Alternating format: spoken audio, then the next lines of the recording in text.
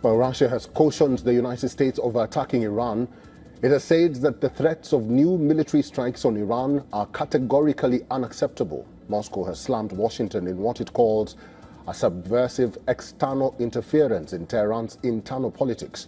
The Russian Foreign Ministry says the U.S.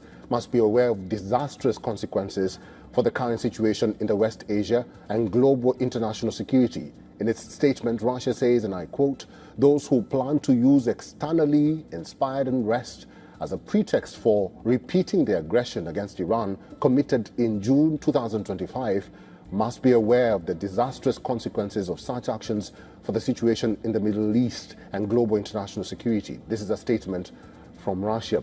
Professor Kuznik, thank you for staying with us. And I think Russia has just echoed what you were just saying to us, that a lot could go wrong if United States did decide to move in Iran militarily. But let's move away from that and let's talk about the turning point for Iran. What is the turning point for Iran for you, considering now that Israel is holding a cabinet meeting to discuss what is going on in Iran, and Iran has already condemned the United States and Tel Aviv?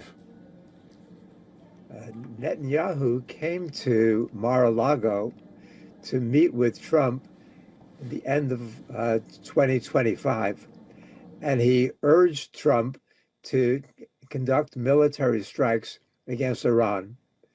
There's a lot of information that Mossad has been actively involved in egging on the demonstrators, but the demonstrators don't seem to need a lot of outside encouragement.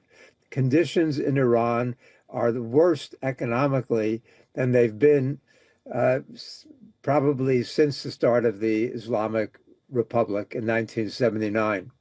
So the situation is very shaky there. The government is not stable.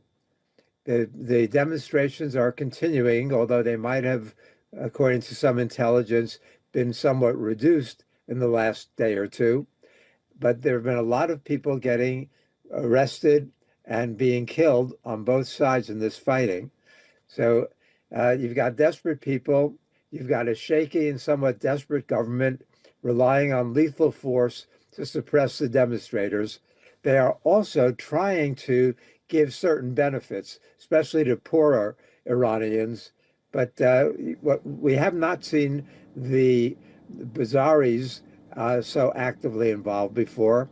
We haven't seen this number of students, of the technocrats. The middle class is joining with the poorer people in rising up, because they don't know where their food's going to come from.